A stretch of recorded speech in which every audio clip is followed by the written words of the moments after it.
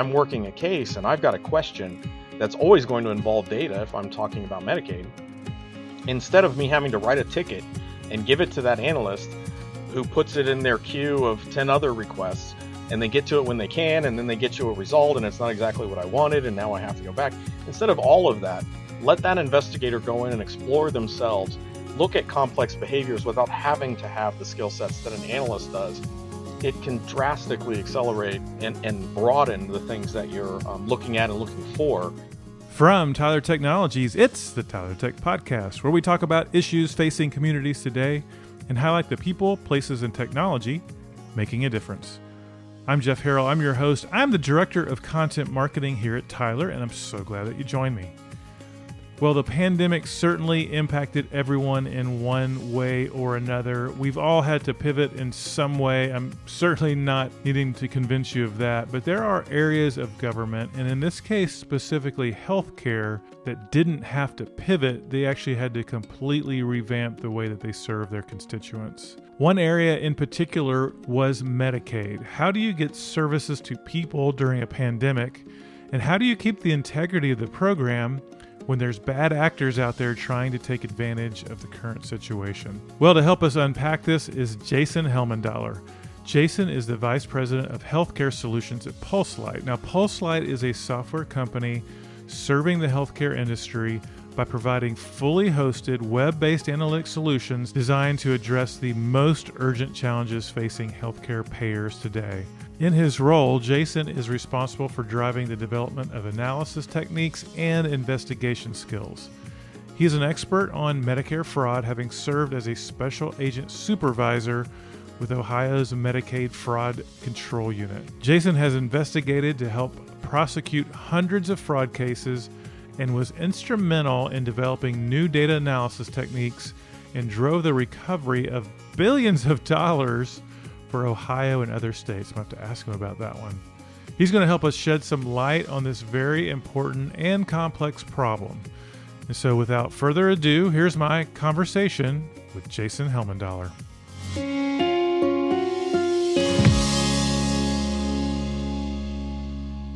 Well, Jason, thanks for joining the Tyler Tech Podcast. Excited to have you. Thank you. Appreciate it. And I wanted to dive first of all, because I read your bio and I want to clarify something here. It says in your bio that you helped save billions of dollars. I really wanted to ask you, how did that happen? Yeah, I get that pretty often, actually. It is an accurate statement. So in my former career, I worked for the Ohio Medicaid Fraud Control Unit. For the last 8 years of the time that I was there, I worked for a national organization called the National Association of Medicaid Fraud Control Units. And they worked quite a bit with the federal government on national drug pharmaceutical cases and settlements. These were usually whistleblower cases that the federal government had intervened, and they involved both Medicare and Medicaid funds. And so my role working on those cases was basically data analysis. I would determine damage models. So based on whatever the alleged behavior was, I would figure out how much money was lost on the Medicaid side, and I would do that by gathering data from all the other states and analyzing it. And then once a settlement was reached, it was my job to figure out equitable allocation of the funds across the state. So those cases, as you can imagine, were pretty huge. I mean, for example, one of the ones I worked on towards the end of my career there was a Pfizer settlement that was $2.3 billion, just that one settlement. And so I was very privileged to be able to work on those cases. Today we're talking about Medicaid and Medicaid fraud, and I thought we could just start. If you would just define, what is Medicaid? When we're talking about Medicaid, what is that? Yeah, sure. A lot of people get Medicare and Medicaid confused. Medicare is generally for your older population. Also, a lot of times people with disabilities and things are also on Medicare. Medicare is administered by the federal government. Medicaid is typically lower income individuals within states, along with a lot of other situations that can cause you to be eligible for Medicaid. And it is administered by the states. It's a partially federally funded program, but each state administers their own Medicaid program. And basically, it is a healthcare system. It's a way for individuals who are on Medicaid, we call them recipients, can receive medical services and supplies and other things that they need. And it's through that program that they're able to do so. That's great. And I know that the pandemic has caused all of us to pivot in one way or another. And I imagine that the Medicaid system had to pivot quite a bit as well with COVID-19. What are some ways that the Medicaid system had to do that? Pivot is a very soft term for what actually happened, I think. If we go back in time a year or so to let's say the beginning of 2020, first of all, we didn't even know. We were all blissfully ignorant about what was to come. Around February, I think, is when we first started hearing rumblings of the coronavirus, and I believe the disease wasn't even named until February or March. But at that point, that's when things really accelerated, and it wasn't just a pivot, it was full on damage control. It was emergency mode for every state, every Medicaid program. And the reason for that is suddenly everyone needed to stay inside. And so what we saw was a very dramatic decline in the services that people were receiving through Medicaid. And I'm sure that same trend was seen across all insurance and just medical services in general during that time frame. People were staying at home, providers were shutting their doors. And I'm going to use the term provider a lot. When I say provider, these are the people who provide these services. So doctors, dentists, ambulance companies, medical supply companies, laboratories. Those are all referred to as providers in the Medicaid and Medicare program. So providers were shutting their doors, and we just saw this huge decline in the actual services that were occurring. That was a reason for concern, and it's mainly because the fear was people who needed care weren't getting it. Well, Jason, with that impact, how did Medicaid change in response to this lack of providers being able to give the services they normally do? Mainly, it was around a relaxation of policies. And so the states reacted in the way that they had to, which was they needed to do what they could to try to make sure that people had access to the care that they needed. And so it was really three things. There was a relaxation in enrollment requirements. So when a provider wants to start doing services for Medicaid, they have to go through an enrollment process, and there's a lot of different checks and things that go into that. The policies surrounding that were relaxed. The idea was, let's bring in more providers, therefore we'll have more of them out there to provide services. Secondly, there was a relaxation in the billing policies themselves. And so Medicaid is full of rules and regulations and policies that dictate the way that providers can bill for services. Some of it is just around equity and things like that, but also some of it is around trying to prevent overpayments, waste, abuse, and fraud. And so a lot of those policies were relaxed. So it was, let's bring in more providers and let's make it easier for them to bill for the services that they need to provide. And that leads into the third thing, which is the rise of telehealth. And so in order for these providers to do some of these services that they had done in the past during the beginning of the pandemic, it needed to be done remotely. And so while telehealth is something that's been around for a very long time, it was actually used relatively rarely. Starting in about March of 2020, it became the primary way, I would say, that a lot of different services were provided in the Medicaid program. And what came along with that was a lot of confusion. Well, I like what you said. You said that the states did what they had to do to care for their constituents. But I would Right. imagine, unfortunately, there's bad actors out there. When I hear relaxation of policies, I would imagine that invited some fraud and other things, as you just referred to. So what was the impact on some of those things as a result of these relaxation of policies? It was a perfect storm for fraud, I would say. You're relaxing who can become a provider in your program, you're relaxing the way that they can bill, and then you are creating alternate methods for them to bill that frankly have fewer eyes on it. It's harder to see what happened in a telehealth service than an in-person service where two people are standing there looking at each other. So it definitely was a perfect storm. To talk about what happened, let me break it down into categories. So let's go with enrollment fraud first. So when you relax the policies around providers' ability to enroll in Medicaid, what happens is you have nefarious providers coming out of the woodwork. There are a lot of reasons why you can't enroll in Medicaid, and many of them are around prior convictions of some sort of a fraudulent activity or even association with individuals who've been convicted of fraud. And so what happens is if someone who it's in their nature to commit fraud, gets in trouble, and now they are excluded from the Medicaid program, usually Medicare as well, then maybe we don't hear from them for a while. But if you start relaxing policies, or what you're doing is trying to enroll people as quickly as possible, so not doing the checks that are necessary, suddenly those people see an opportunity, and you might see some newly enrolled providers that really shouldn't be allowed to be enrolled. So that was one category.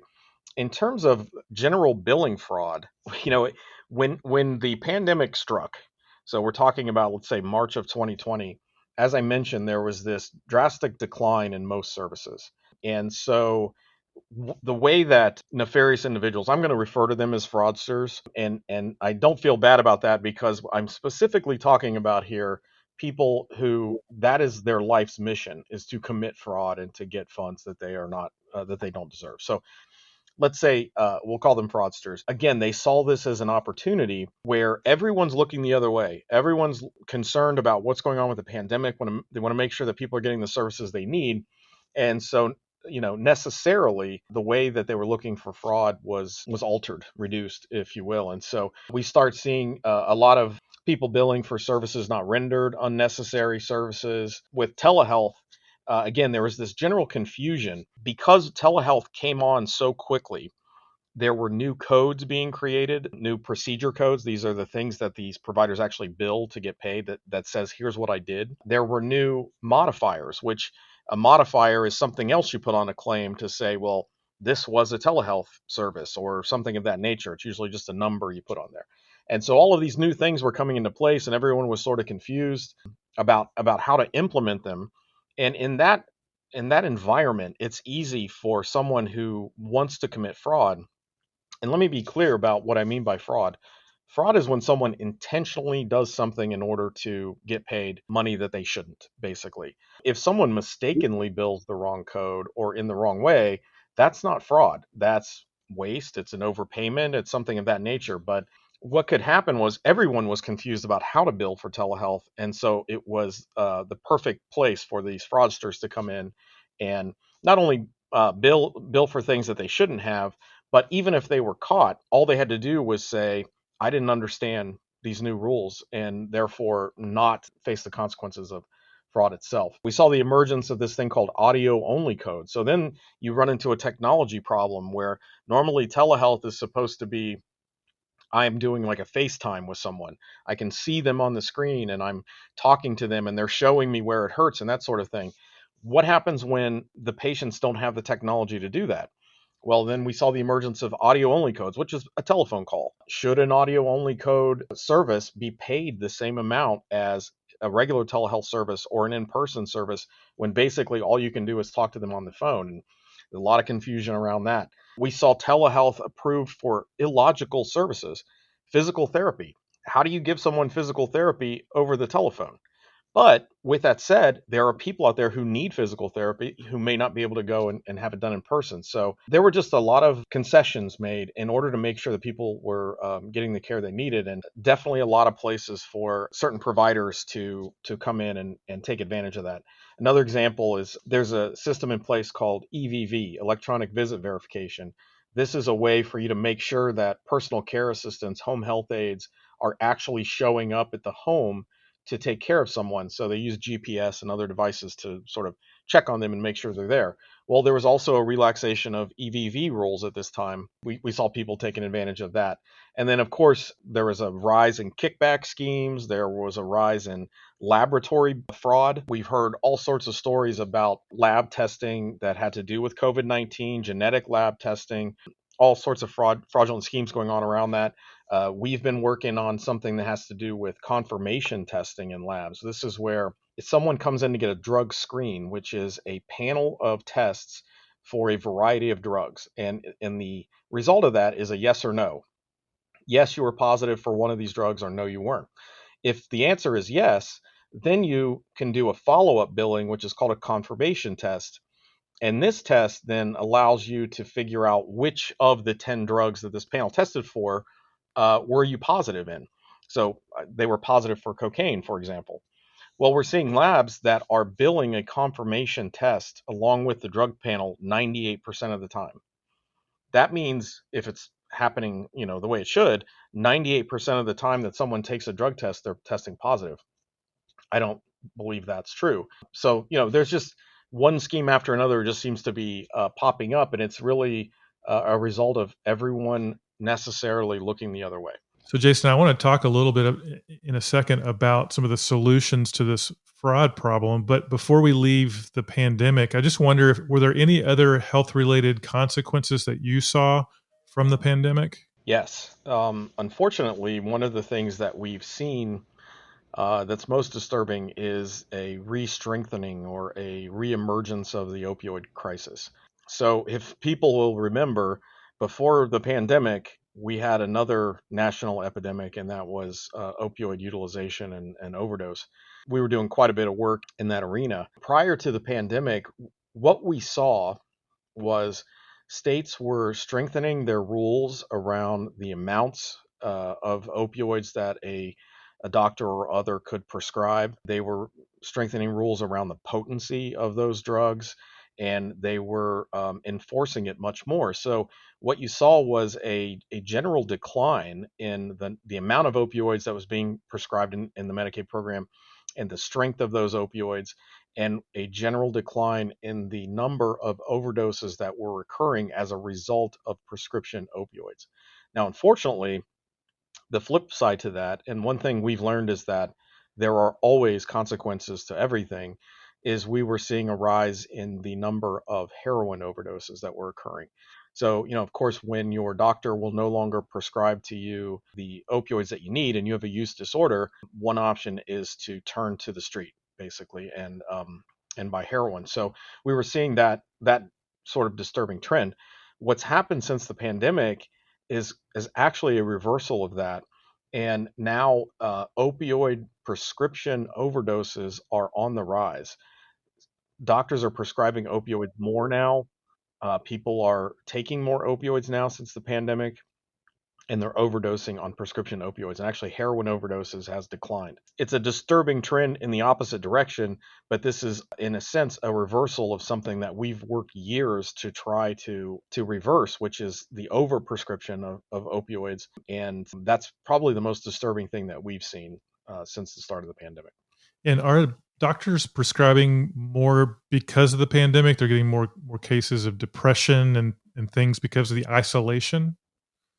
I believe that has something to do with it. I think it plays a huge part, as a matter of fact. Anyone who has any type of addiction, I would imagine that the last year and a half have been really tough for them to try to maintain sobriety in whatever way that they try to maintain that. So that, of course, is going to play a role.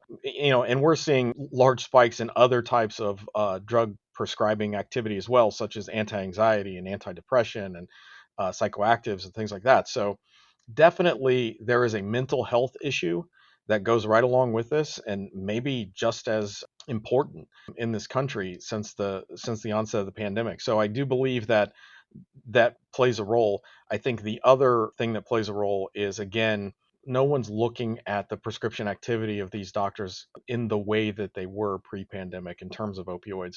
So they feel like they can, some of these individuals who are prescribing these drugs feel like they can, in a way, get away with it right now. Well, let's jump back into what you were describing earlier around the fraudsters and some of the things going on with Medicaid. Tell me a little bit about the role of program integrity and how that can help address some of these issues. Right. So when we talk about program integrity in Medicaid, it's usually an agency. It's a department. So as I mentioned, Medicaid is state administered. And so in every state, there is an agency that is many times referred to as the single state agency or just the Medicaid agency. But this is the government agency that administers the Medicaid program. It's their job to adjudicate claims, pay those claims, do everything that needs to be done for the Medicaid program to work. A subpart of that would be program integrity, which is we are ensuring the integrity of the Medicaid program.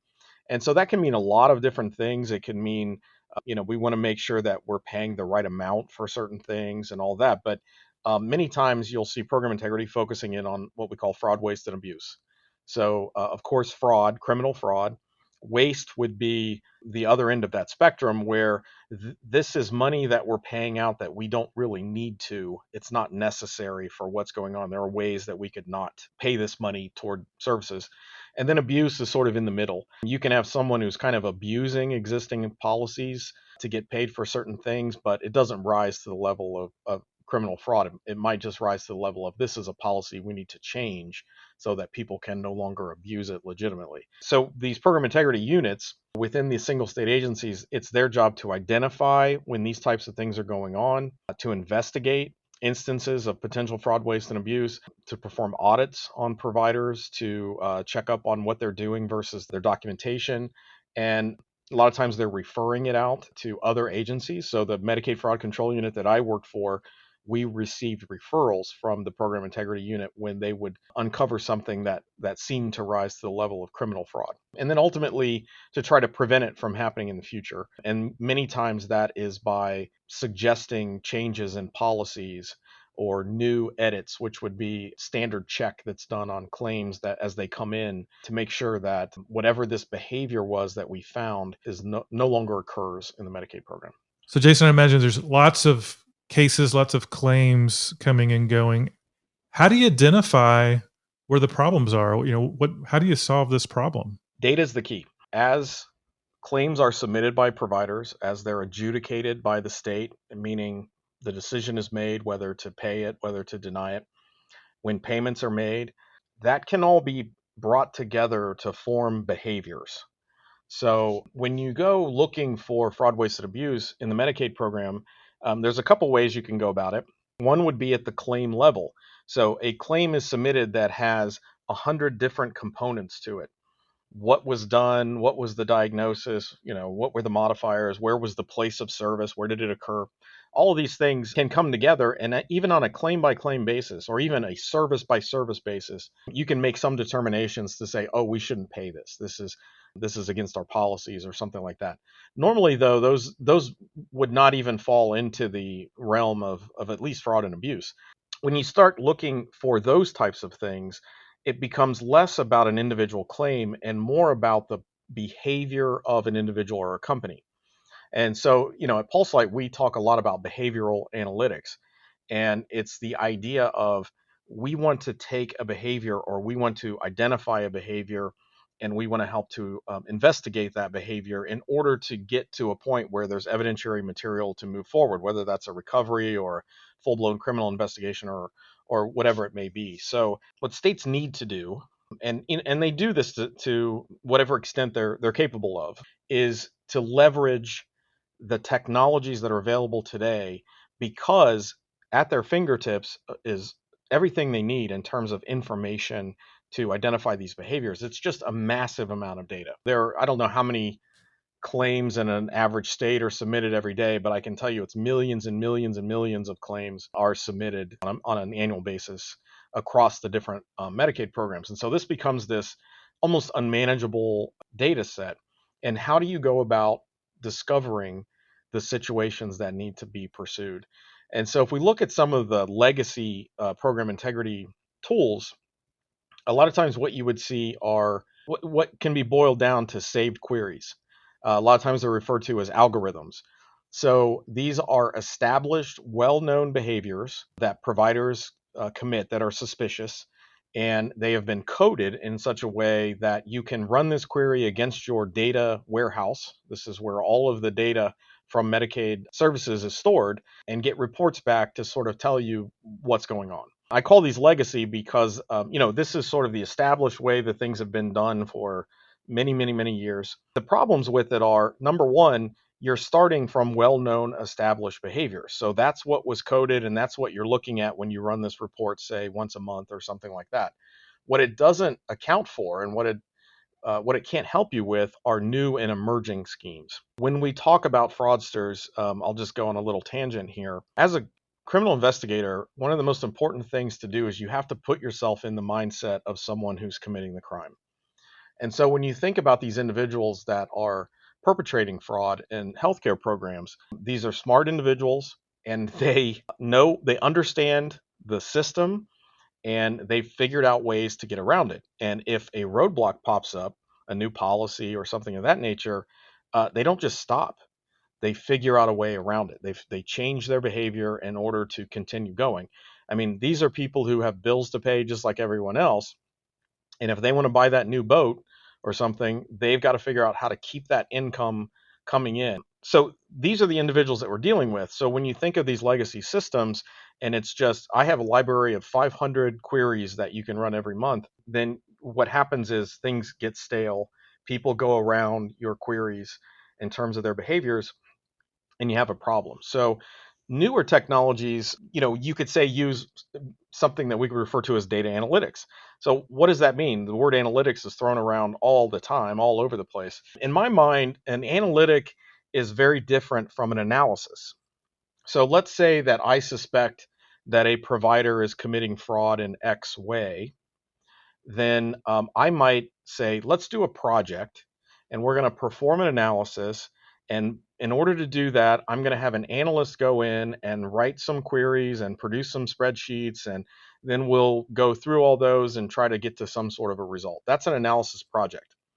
An analytic is an actual construct of technology that you can access. Think of it as a tool where now you can go in and not only access that behavior instantly, but explore it and repeat that over and over again and reconfigure it on the fly as you go. So if you think, oh, wait, providers might be just tweaking this a little bit in order to get around this new policy, it's very easy to adjust your exploration and move in a different direction. And then you can memorialize it that way. So now you very quickly pivoted to a new behavior, and that's something that you can always be checking for in the future as you continue pivoting, as the fraudsters do as well.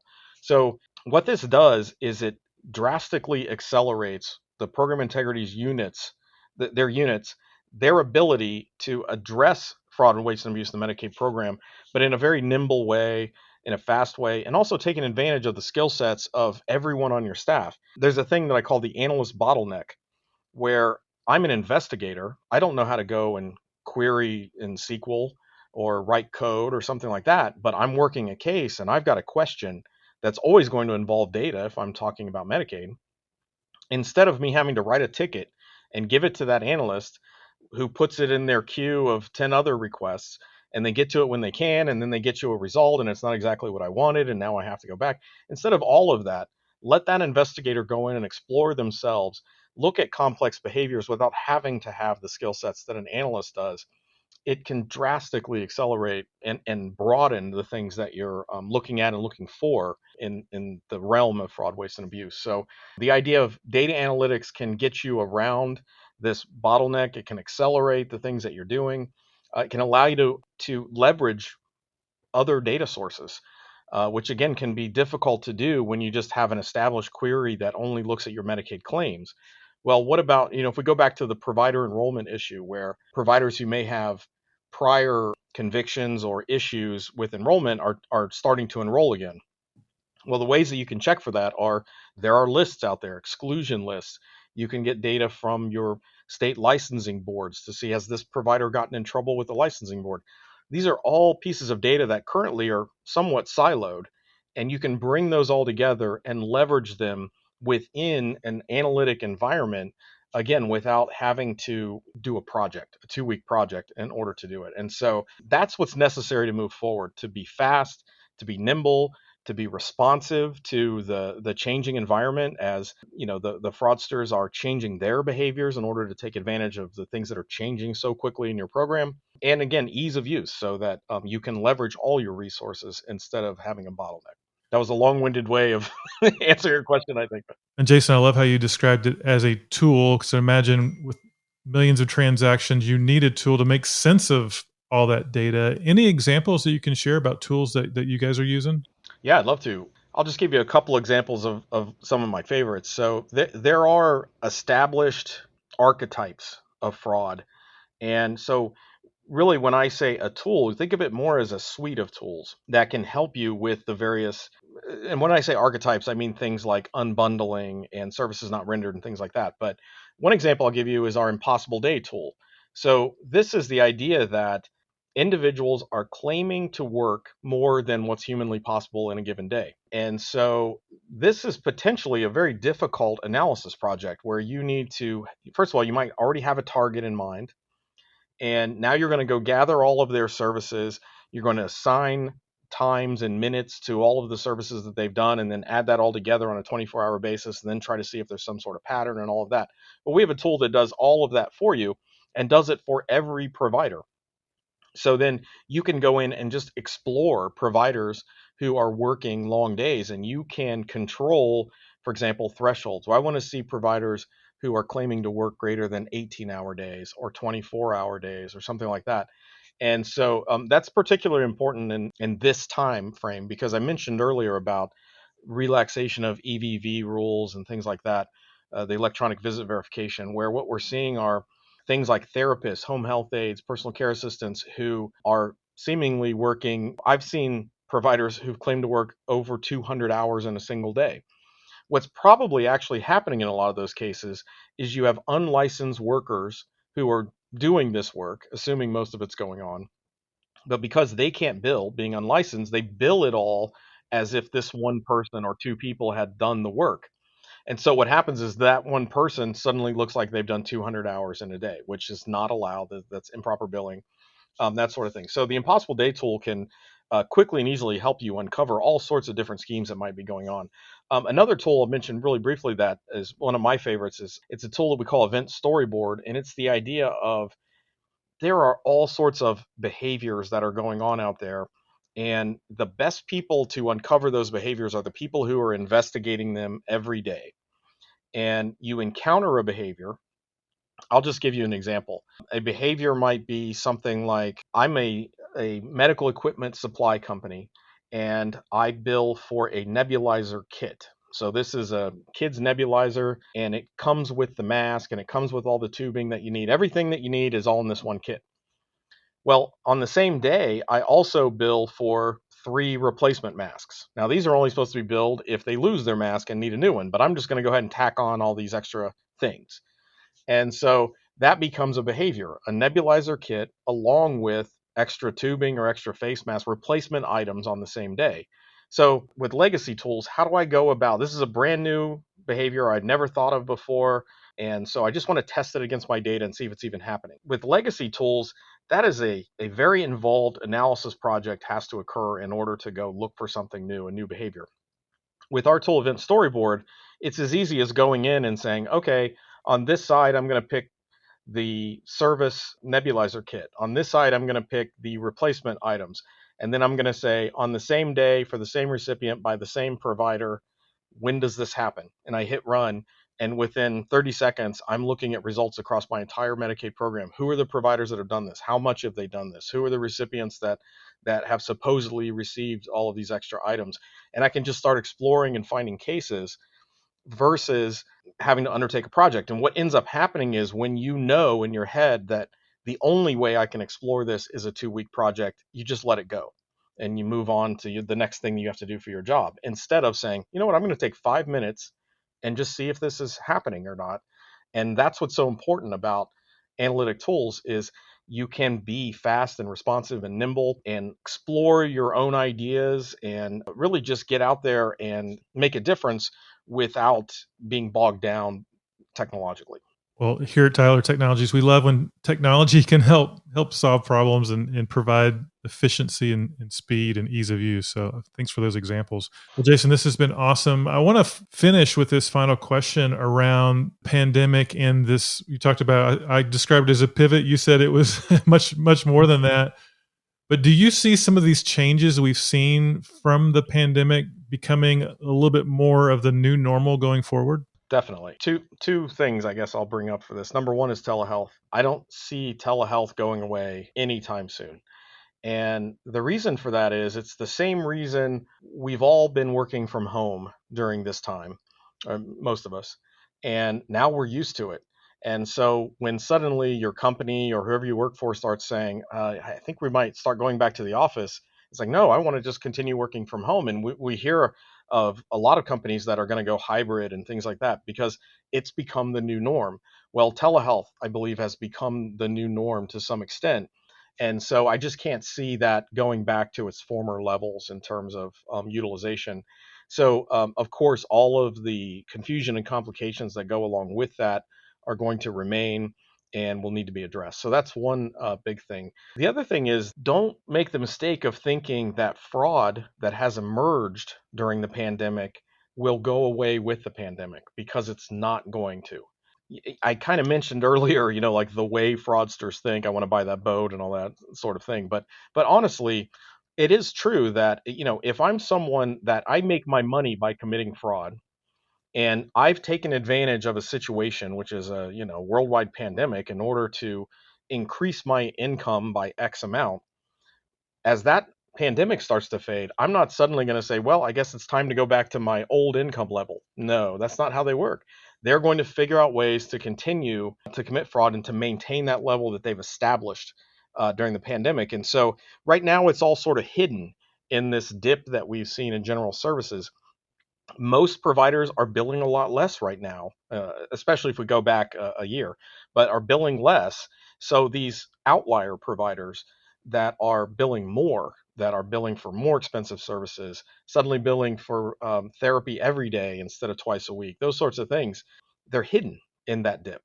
And once that dip comes back, which it already is starting, then we're going to really start seeing that, oh, wow, we're paying a lot more suddenly than we did a year and a half ago for these types of services and those types of things. So the advice I would give to states is remain vigilant and just know that this will continue, and that, of course, technology is at least part of your answer and can help you to address this moving forward.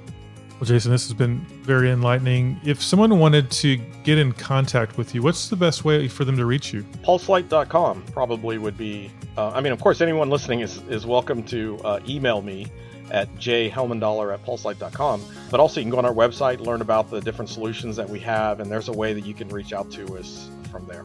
Awesome. Well, Jason, really appreciate you joining me. Hey, my pleasure.